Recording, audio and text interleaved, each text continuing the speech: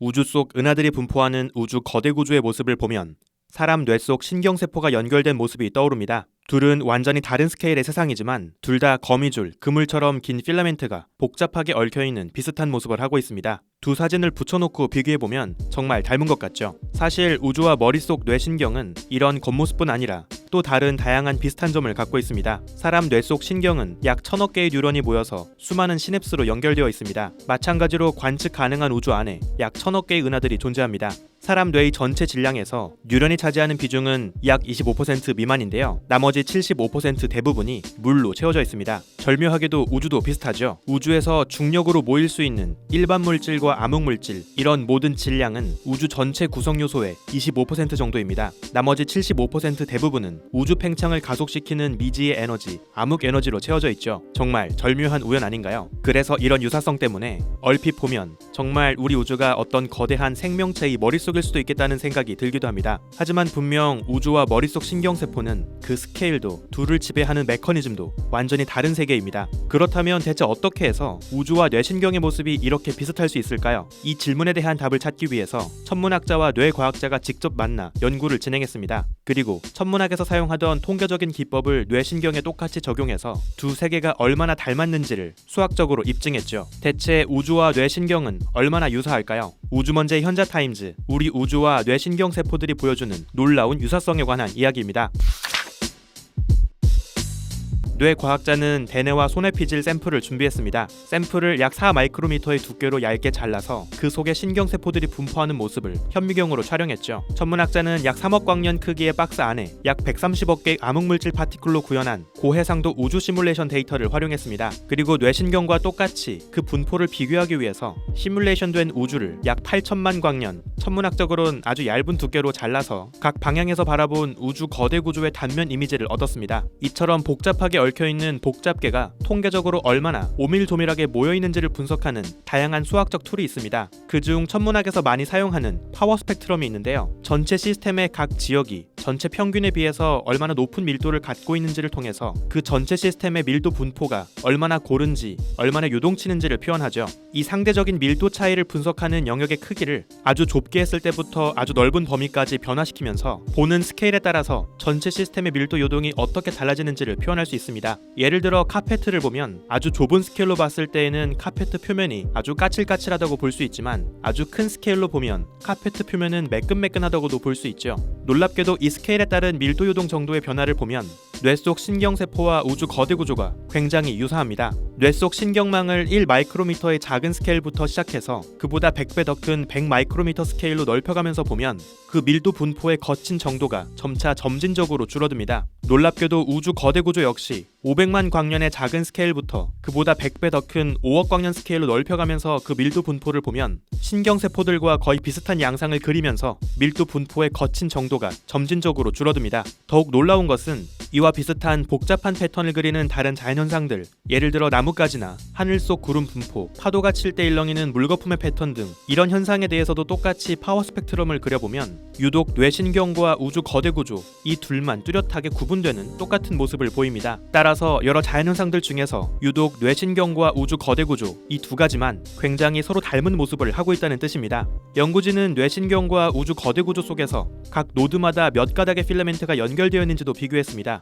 뇌 속 신경세포망에서는 약 1800개에서 2000개 정도의 노드를 찾았고요. 각 노드당 평균적으로 4.5에서 5.4개 정도의 신경 가닥이 연결되어 있었습니다. 우주 거대 구조 속에서는 약 3800에서 4700개 정도의 노드를 찾았고요. 각 노드마다 평균적으로 3.8에서 4.1개 정도의 필라멘트가 연결되어 있었죠. 즉 뇌신경망과 우주 거대 구조 모두 각 노드마다 대략 4-5개 정도의 필라멘트 가닥이 연결되어 있는 꽤 비슷한 밀집도를 보이고 있습니다. 머릿속 뇌신경망과 우주 거대 구조는 전반적으로 굉장히 비슷한 세계라는 뜻이죠. 그냥 단순히 눈으로 봤을 때 겉보기에 비슷한 수준이 아니라 수학적으로 엄밀하게 그 분포를 따져봐도 두 세계는 굉장히 유사한 겁니다. 1.4kg의 우주라는 별명처럼 정말 우리의 뇌도 하나의 작은 소우주인 걸까요? 아니면 정말 우리가 거대한 생명체의 머릿속에 살고 있기라도 한 걸까요? 대체 어떻게 해서 전혀 다른 스케일의 뇌 속 신경세포와 우주 거대 구조가 이토록 닮을 수 있을까요? 이 질문에 대한 힌트를 얻을 수 있는 흥미로운 실험이 하나 있습니다.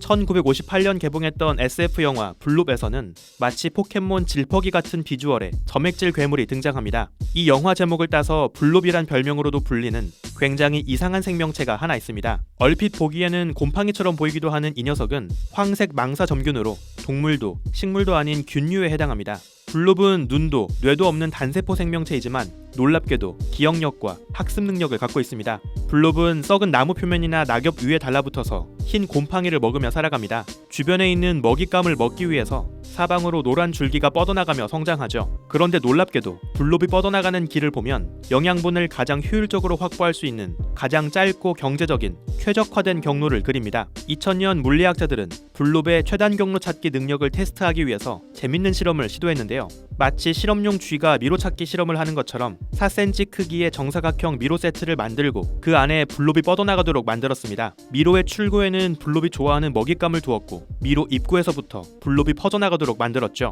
이후 몇 번의 시행착오 끝에 놀라운 일이 벌어졌습니다. 처음 시도에서 블룹은 미로 전역 모든 구석구석까지 뻗어나갔고 출구에 놓인 먹잇감을 찾기까지 약 8시간이나 걸렸습니다. 하지만 약 20번의 시도가 있고 나서 미로 입구에서 출구까지 가장 짧게 최단 거리로 도달하는 경로로만 계속해서 줄기가 성장했죠. 이후 연구진은 더 재밌는 실험을 시도했는데요.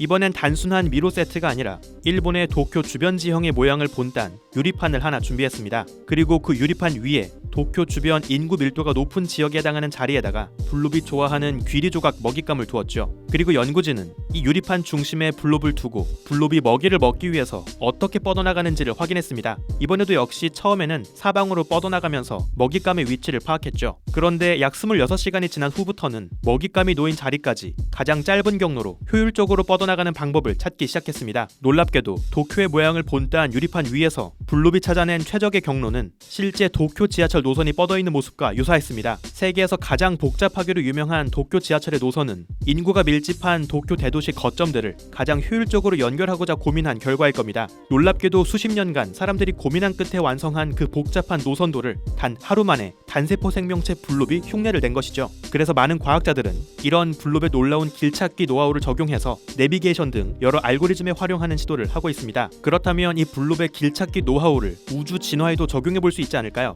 우주 거대 구조는 은하와 은하 사이가 기다란 가스 필라멘트로 얽혀있는 모습입니다. 그런데 우리 은하에서 먼 거리에 떨어진 가스 필라멘트는 워낙 어둡고 흐릿하기 때문에 기존의 관측만으론 어디에 필라멘트가 있는지를 바로 알아채기가 어렵습니다. 가상의 우주를 시뮬레이션해서 먼저 필라멘트가 대강 어디쯤에 있을지를 알 수 있다면 그 주변의 우주만 관측해서 실제로 필라멘트가 있는지 없는지를 더 수월하게 확인할 수 있겠죠. 그래서 2020년 천문학자들은 우주 곳곳에 숨어있는 이 가스 필라멘트의 지도를 파악하기 위해서 블룹의 알고리즘을 활용했습니다. 약 3억 광년 범위 안에 실제 관측을 통해 알고 있는 37,000개 은하로 채워진 가상의 우주를 만들었습니다. 그리고 각 은하들을 블룹의 먹잇감으로 삼아서 블룹이 가장 효율적으로 모든 은하들을 어떻게 연결할지를 시뮬레이션했죠. 기존의 우주 시뮬레이션은 중력이나 암흑에너지와 같은 물리 법칙을 적용해서 구현합니다. 하지만 이번 시뮬레이션에선 그런 기존의 물리 법칙은 모두 배제하고 순전히 블룹의 사냥 방식만 적용했죠. 놀랍게도 블룹의 알고리즘으로 완성한 우주의 모습은 물리 법칙으로 완성된 실제 우주의 거대 구조와 굉장히 유사했습니다. 그리고 이 과정을 통해서 3억 광년 범위의 주변 우주 안에서 가스 필라멘트가 어떻게 분포하고 있을지를 보여주는 가이드 지도를 완성했습니다. 천문학자들은 이렇게 완성한 필라멘트의 지도를 바탕으로 실제 가스 필라멘트가 있을 것으로 예상되는 방향의 하늘을 관측했죠. 그 방향으로 아주 멀리 수십억 광년 거리에 있는 퀘이사 350개의 자외선 빛을 분석했습니다. 정말로 블룹의 알고리즘이 예상한 바로 그곳에 실제로 가스 필라멘트가 놓여 있다면 먼 거리에 떨어진 퀘이사의 빛이 우리 은하로 날아오는 동안 중간에서 가스 필라멘트를 통과하면서 그 속의 수소가스에 의해서 퀘이사의 빛 일부가 흡수된 흔적이 남을 겁니다. 이를 통해서 실제로 그 자리에 가스 필라멘트가 있는지를 입증할 수 있죠. 그리고 놀랍게도 실제 관측 데이터를 분석한 결과 블룹의 알고리즘이 예측한 바로 그 자리에서 높은 밀도로 이어져 있는 가스 필라멘트의 흔적을 확인할 수 있었습니다. 중력도 암흑에너지도 전혀 모르는 단세포 생명체가 실제 우주 속 필라멘트의 지도를 알아낸 셈이죠. 천문학자들은 이 놀라운 결과를 보고 블룹에게 말 그대로 뇌가 없는 문해 천문학자라는 별명을 붙여주기도 했습니다. 우리 머릿속에 얽혀있는 뇌신경 세포들, 이 거대하고 복잡한 우주 거대 구조, 그리고 가장 효율적으로 먹잇감을 찾아 뻗어가는 단세포 생명체 블룹까지 놀랍게도 자연은 스케일에 상관없이 이런 닮은 꼴을 하고 있습니다. 그리고 이 모두를 관통하는 단 하나의 원리가 있죠. 바로 극한의 가성비입니다. 가장 경제적이고 효율적인, 가장 짧은 최적의 경로를 추구한다는 점이죠. 사실 우리 우주가 작동하는 방식은 항상 가장 짧고 효율적인 최적의 경로를 따라서 진행됩니다. 빛은 항상 직진으로 날아가죠. 그것이 가장 시간이 짧게 걸리는 최적의 경로이기 때문입니다. 높은 곳에서 물체를 떨어뜨리면 중간에 빙 돌아가지 않고 곧바로 아래로 떨어집니다. 역시 가장 시간이 짧게 걸리는 가장 경제적인 방향으로 중력이 작용하기 때문입니다. 지능이 있는 철새나 물고기의 움직임뿐 아니라 식물이 가지를 뻗고 뿌리를 내리고 심지어 단순히 물체가 서로를 끌어당기는 방식에 이르기까지 놀랍게도 우주는 항상 시간이 가장 짧게 걸리고 효율적인 가장 최적의 경제적인 방식으로 극한의 가성비를 추구합니다. 사실상 우리 우주는 이런 극한의 가성비를 추구한 결과 완성된 가장 최적의 결과물이라고 볼 수 있습니다. 물론 지금 이 영상을 보고 계신 여러분도 마찬가지죠.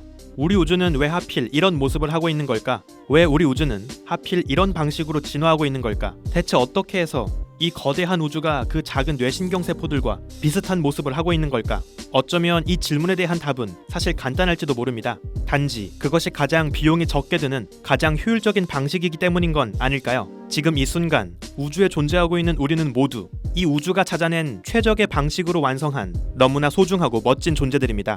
우주먼지의 현자타임즈, 오늘은 여기에서 마칩니다. 구독과 좋아요도 부탁드릴게요. 우주먼지 여러분, 감사합니다. 안녕.